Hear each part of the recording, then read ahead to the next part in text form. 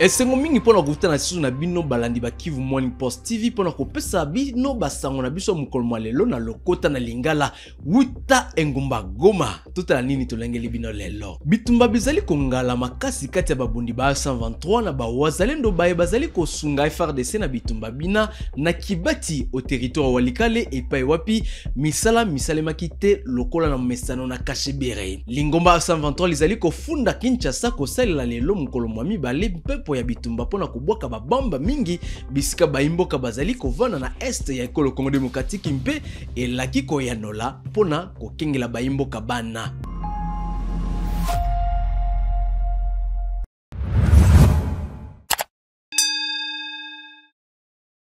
Mbote lisusu na bino banso. Bitumba bizali kongala makasi kati ya babundi ba 120 na ba wazalendo baye bazali kosunga FARDC na bitumba bina na Kibati au territoire walikale epai wapi misala mitele msamaki kino na Kashebere tolanda. Depuis ce matin, des détonations d'armes lourdes légères sont entendues à Kassopo et Kibati. La nuit dernière, les positions de l'Al-123 à Bouroubi ont été bombardées par des drones selon des sources locales. Suite à ces affrontements, les activités socio-économiques et scolaires sont suspendues, même à Kashebere en raison de l'intensité des combats. Les Wazalendo et la FC-123 s'accusent mutuellement. Habitué au débordement pour prendre une position surprise, la 123 voulait de nouveau essayer cette tactique dans Kibati pour ressortir à Kishanga, toujours en groupement Luberiké.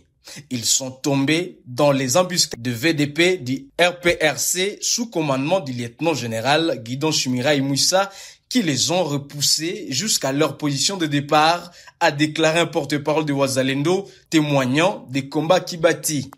Une attaque condamnée par l'Al-123. Sabotage de pourparlers des Doha. Je suis à Doha. Nos forces sur le terrain nous rapportent des bombardements massifs des populations et de nos positions par des drones à Biboué, Kibati, Mordom à Bishoucha et des attaques terrestres sur tout le front depuis 3 heures juste du matin jusque ce matin, a déclaré Benjamin Bonipa sur son compte X. Ces affrontements interviennent quelques jours après la conférence de presse du coordonnateur de l'F-123 qui a accusé Kinshasa d'attaques répétitives contre leur position. Le général-major Sylvain Kenge a indiqué que l'armée ne pouvait pas continuer éternellement à assister à des attaques et provocations sans réagir.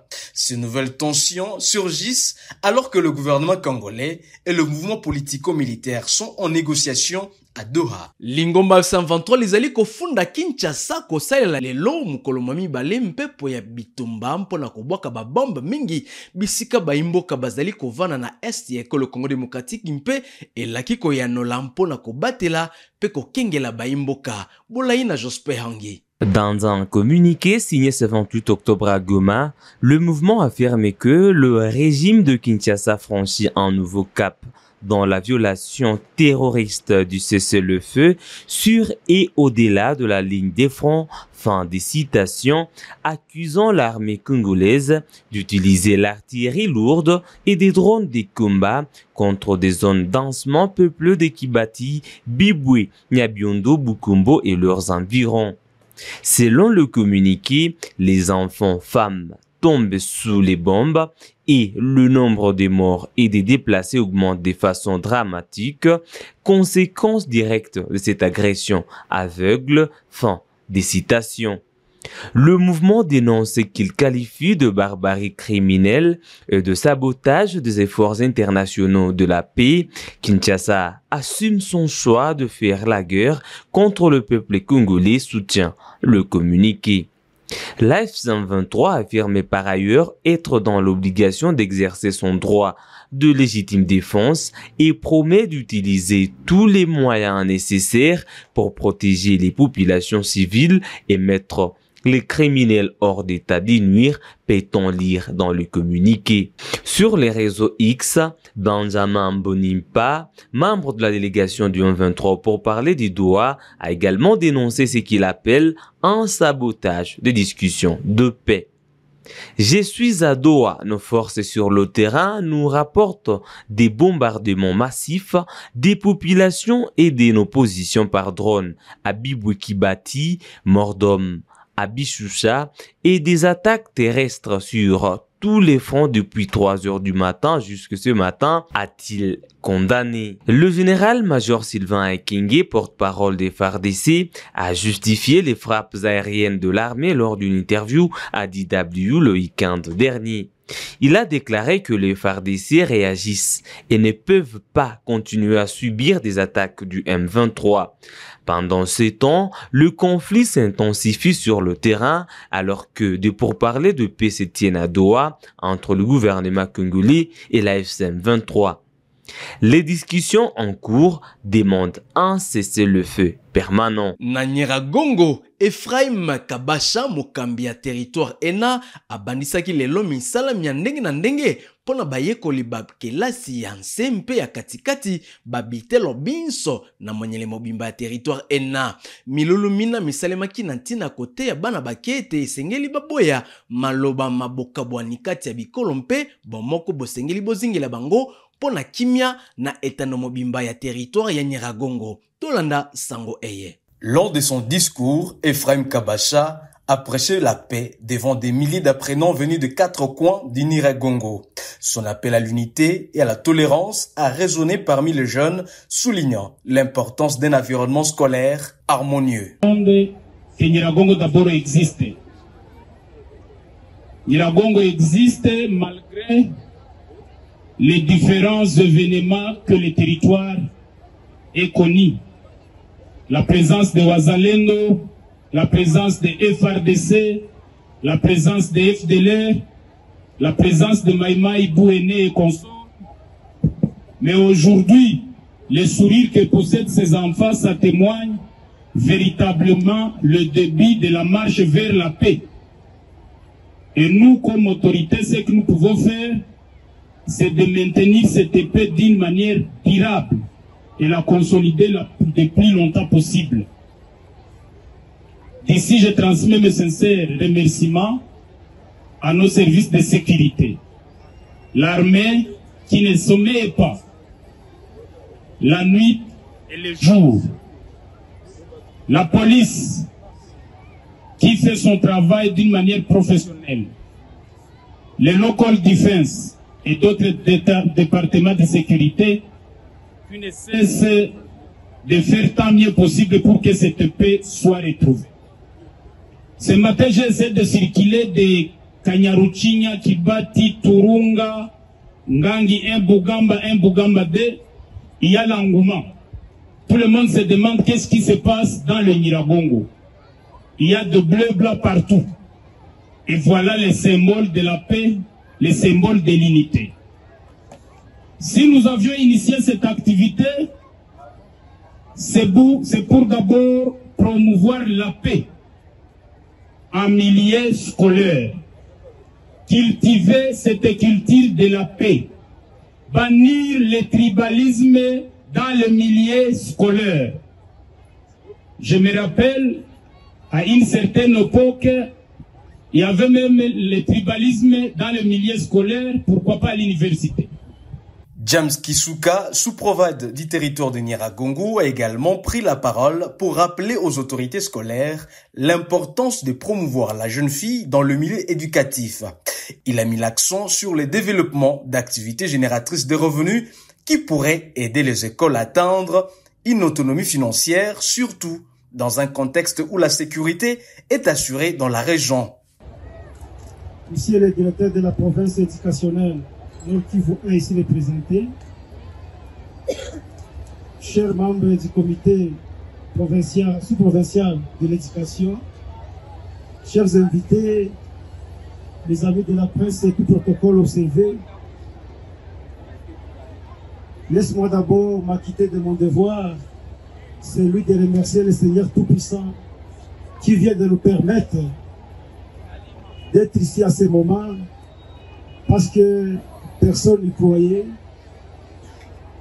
Nul n'ignore que depuis l'année passée, l'AT avait proposé que cette activité ait lieu depuis l'année passée, l'année scolaire 2024-2025. Et voilà, sous son autorisation, nous y sommes déjà.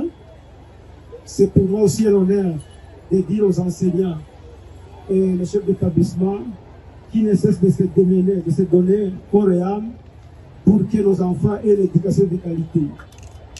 Mais pour qu'il y ait une éducation de qualité, il faut qu'il y ait aussi quelques activités parascolaires. Voilà pourquoi nous sommes là. C'est pour dire aux gens qu'à Nyiragongo aussi les activités scolaires sont vivantes. Nous sommes là malgré la guerre, malgré tout, mais on avait repris avec des activités et sous le leadership de notre administrateur, les vaillants, on a compris qu'il fallait aussi promouvoir le leadership féminin en milieu scolaire. Il fallait aussi promouvoir d'autres activités liées, je dirais, au leadership, comme je l'ai dit tantôt. Il y a aussi les cantines scolaires que nous voulons promouvoir cette année. Il y a les vivre ensemble. Il fallait mettre fin au tribalisme en milieu scolaire. Ces initiatives représentent un pas significatif vers l'amélioration du climat scolaire à Nyiragongo dans un contexte post-conflit. Sima na baimboka ba territoire ya Mwenga kosenga bofungola mibwa balabala enene ya Bukavu Kamituga na kolekela na Walungu mpe Mwenga, Patrick Bosubangui Shombo moyangeli wetuka ya Sud Kivu azui lelo mokano mwa kofungola balabala ena engebene na bosenga bo baimboka. Voilà. Aucun mouvement à Bukavu.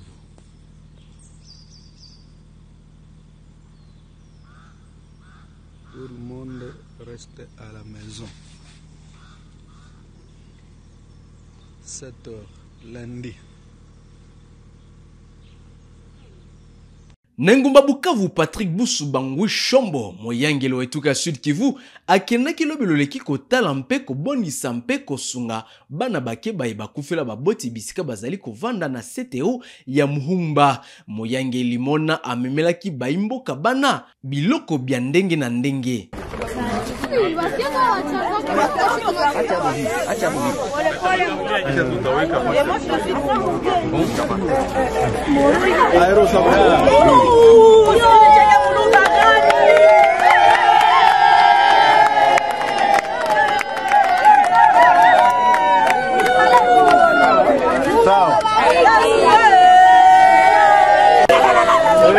Asante sana. Bona kisimu natupatia vitu vya kucheza na walo kwa kigoma, mtu kucheza na jichimba chini analumia. Leo tunasema Mungu akubariki sana na kuzidishie. Mimi nasema tena merci sana. Bwana gatutembelea sifa kosefu.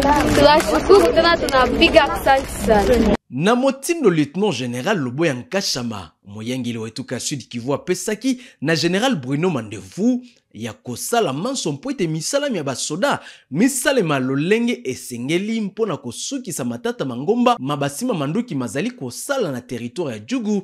Général Mandevu akutanaki na bilenge basaliboko. Route dangereuse qui relie les villages Masumboko et Saliboko.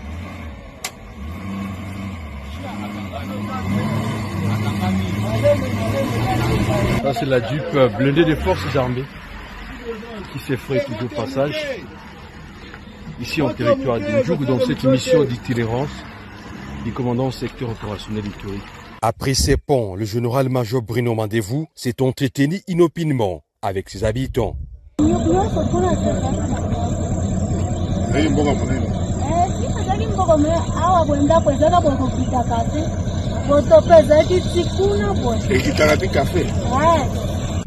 Arrivé au village Saliboko, le général-major Bruno Mandevu a invité les jeunes à fédérer autour du ballon rond.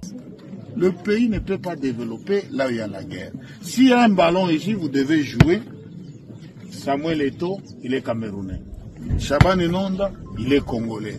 Mais il se trouve sur les champs, il joue, il gagne de l'argent, il nous amène des millions au Congo et il amène des millions au Cameroun. Vous comprenez ça? C'est ça l'importance du ballon. Ça, s'il n'y a pas l'unité, il n'y a pas la paix, est-ce que vous pouvez jouer? Non. Tu peux être mon meilleur, Yelendu, numéro 6. Tu peux avoir un Hema, numéro 7. Tu peux avoir aussi un Alour, numéro 9. Ah, vous avez beaucoup de gens, c'est-à-dire vous développez votre football dans l'intérêt des provinces de l'Équipe. En dépit de plusieurs obstacles, rien n'a empêché les rouleaux compresseurs des forces armées de la République démocratique du Congo d'atteindre la cible des Kélo, résolument engagés à poursuivre et à éradiquer la menace en vue de pacifier totalement les territoires d'Enjougou. Ndaku ya bosambisami ya mapinga mekolo Congo démocratique na Kinshasa esambisaki soda ya mwasi adjudant Abebi Bongama Blanche Sarah oyo misalami ya sembo milandelie pamba te azali kofuna makolekisa bilili na TikTok biebilakisaki lolenge azali kopesa bimpwempwe na mokokani waye molongani waye na libala lisalemaki liboso banganga nzambe na matonge. Le tribunal militaire des garnisons de Kinshasa-Gombe, siégeant en matière répressive au premier degré, a tenu ce lundi 27 octobre 2025 une audience publique dont l'affaire opposant l'auditeur militaire ministère public contre l'adjudant personnel militaire féminin Ebabi Bongama Blanche Sarah, secrétaire adjoint du département de sécurité militaire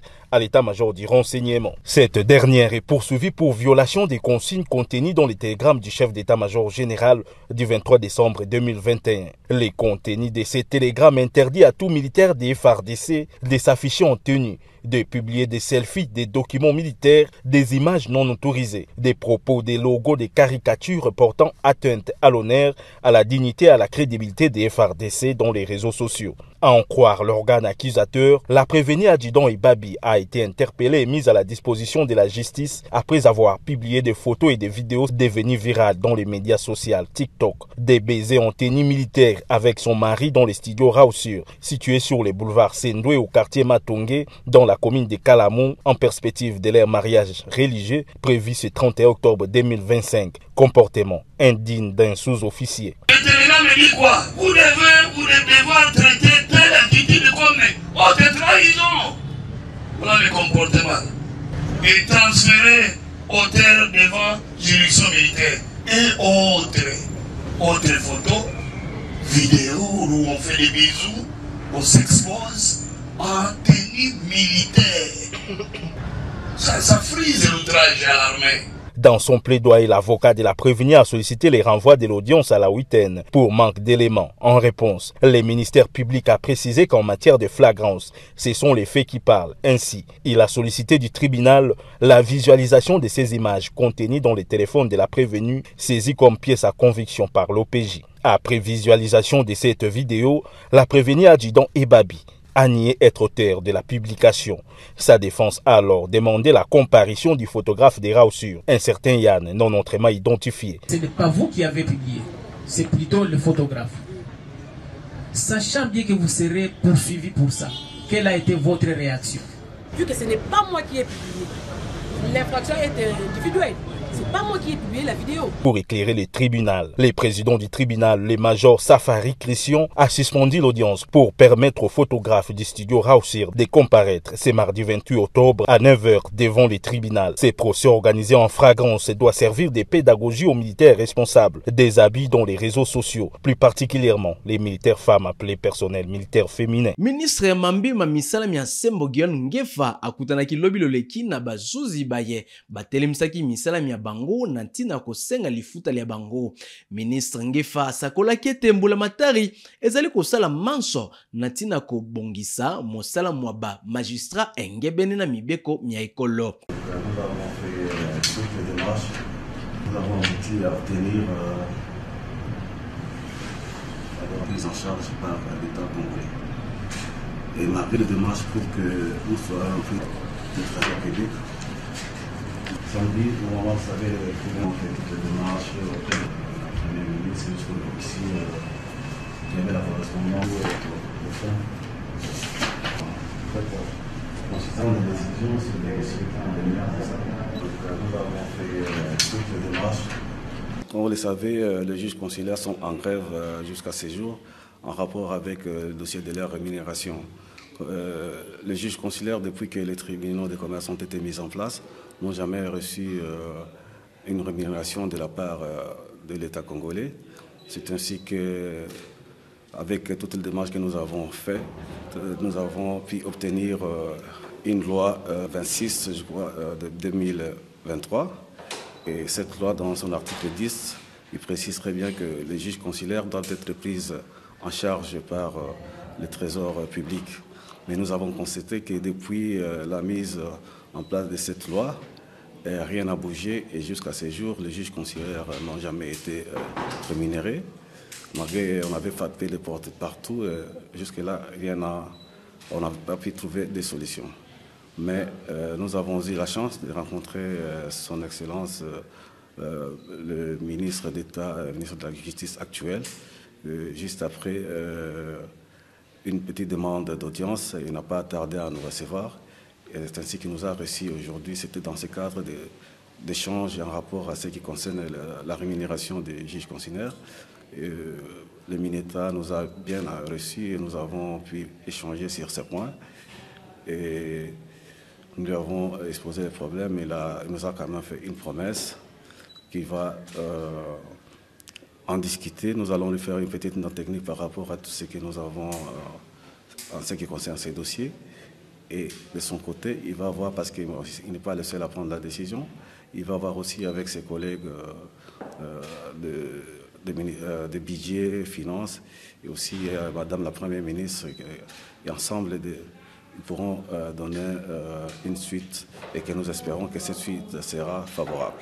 Oui, je voudrais compléter mon président qui vient de parler. La loi dit que c'est le ministre de la Justice et garde Sceaux qui, en principe, détermine la hauteur de la prime des juges consulaires et qui budgétise pour que cela puisse être pris en charge par les trésors publics. C'est juste cette précision que je voudrais, parce que vous nous demanderez pourquoi nous sommes venus seulement voir le ministre de la Justice, pas celui du budget, pas celui de l'économie, mais c'est par rapport à la loi qui détermine que celui qui doit déterminer la hauteur, et c'est notre ministre de tutelle. Eliezer Ntambwe, ministre délégué na Bundeli, Boaekolo akomaki na Engumba Matadi oetuka ya Congo Central natina kotala mambi mabokengi obisika bina mpe kosunga basoda bakala baekolo obisika bina. Eliezer Ntambwe abandisaki mosala ebengami zongisa lopango ya ancien combattant mpe biloko bya bango bibatelama. C'est sous un soleil de plomb que le ministre délégué à la Défense nationale en charge des anciens combattants a foulé ce lundi le sol de la ville portuaire de Matadi pour une visite officielle. Ce déplacement au Congo central, deuxième étape de sa tournée après l'espace Kasaï, rentre dans le cadre d'une mission d'itinérance amorcée pour l'opération d'identification, récupération et valorisation de tous les patrimoines des anciens combattants. Tel un digne fils du terroir, le ministre délégué à la Défense nationale s'est offert un bain de foule impressionnant. Bien après les honneurs militaires, la foule, constituée notamment de militants de l'Action commune pour la République, a marqué d'une encre indélébile ces moments historiques par des chants et scènes de liesse.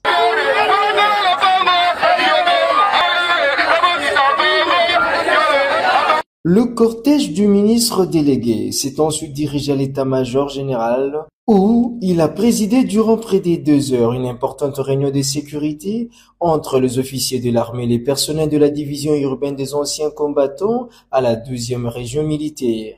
À l'issue de cette importante réunion, le ministre délégué s'est rendu à la division urbaine des anciens combattants afin de s'imprégner des conditions de travail des administratifs. Profitant de l'occasion, l'excellence Eliezer Ntambwe Mposhi a échangé avec 2 anciens combattants. Ces 2 vétérans ont combattu aux côtés des Flamands et Soudanais entre les années 60 et 65.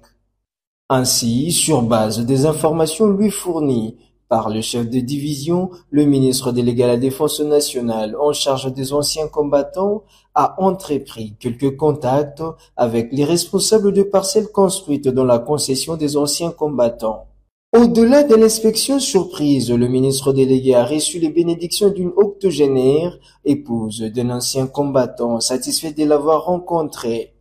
Merci mingi nkolo nangana komona mwana oyo aye kusumbela bitu sasa suka ati na tongo tomelaki ti te sikre ezate kasi nzambe alobi jila mama pako jila bopoto asukani nzambe apambola bina Enfin, le ministre délégué à la Défense nationale, en charge des anciens combattants, Eliezer Ntambo Mposhi, a été reçu par le gouverneur de la province, Grace Bilolo, pour ses civilités.